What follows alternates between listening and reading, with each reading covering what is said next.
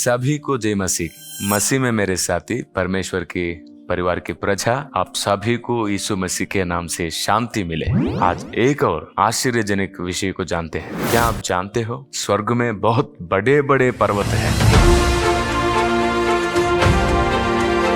क्या आप जानते हो परमेश्वर ने उसकी सृष्टि क्यों की? क्योंकि स्वर्ग में जिस किसी को परमेश्वर का अधिक ज्ञान होता है वह उन पर्वतों पर निवास करते हैं। उन पर्वतों पर बहुत से स्वर्गदूत आज निवास कर रहे हैं। भजन संहिता 148 पहला वचन, यह की स्तुति करो, यहोवा की स्तुति स्वर्ग में से करो, उसकी स्तुति ऊंचे स्थानों में करो। क्या आपने इस वचन पर गौर किया? यहाँ लिखा है कि उसकी स्तुति ऊंचे स्थानों पर करो। इसीलिए उन ऊंचे स्थानों पर स्वर्गदूत निवास कर रहे हैं। ये ऊंचे स्थान कुछ और नहीं बल्कि पर्वत है। इन पर्वतों को परमेश्वर कलीसिया के रहने के लिए तैयार करने जा रही है। यह बात बाइबल में बहुत ही स्पष्ट रूप से लिखी है। यूहन्ना रचित सुसमाचार 14 अध्याय 2 वचन, मेरे पिता के घर में बहुत से रहने के स्थान हैं। यदि ना होते तो मैं तुमसे कह देता, क्योंकि मैं तुम्हारे लिए जगह तैयार करने जाता हूँ। क्या आपने इस वचन पर गौर किया? यहाँ यीशु मसीह कह रहे हैं कि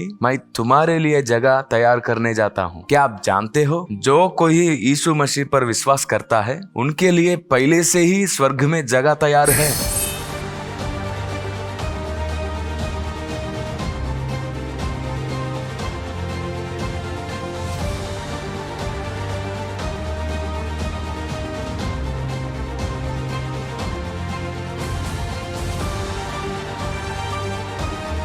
फिर यीशु मसीह को फिर से जगह तैयार करने का क्या आवश्यकता है? क्योंकि कलीसिया में से परमेश्वर का अधिक ज्ञान सीखने वाले नीचे नहीं ऊपर रहना चाहिए, अर्थात पर्वतों पर रहना चाहिए। लेकिन अब क्या करें, वहाँ पहले से ही स्वर्गदूत निवास कर रहे हैं। अब परमेश्वर उन्हें खाली करवाना जा रहे हैं। यही बात मत्ती रचित सुसमाचार 11वां अध्याय 12वां वचन में लिखी हुई है। यूहन्ना बपतिस्मा देने वाले के दिनों से अब तक स्वर्ग के राज्य में बलपूर्वक प्रवेश होता रहा है और बलवान उसे छीन लेते हैं। इस वचन के अनुसार स्वर्ग के राज्य में बलपूर्वक प्रवेश हो रहा है। अब विचार कीजिए, स्वर्ग में बलपूर्वक प्रवेश करने का क्या अर्थ है? किस दूसरे के स्थान पे बलपूर्वक प्रवेश करने से ही ये बात आएगा। इसीलिए हम पर्वतों पर निवास करने जा रहे हैं। हम का अर्थ सारी कलीसिया नहीं, कलीसिया में से परमेश्वर का संपूर्ण ज्ञान रखने वाले ही पर्वतों पर निवास करने जाने हैं। ऐसे बहुत से बड़े रहस्य WCM में है।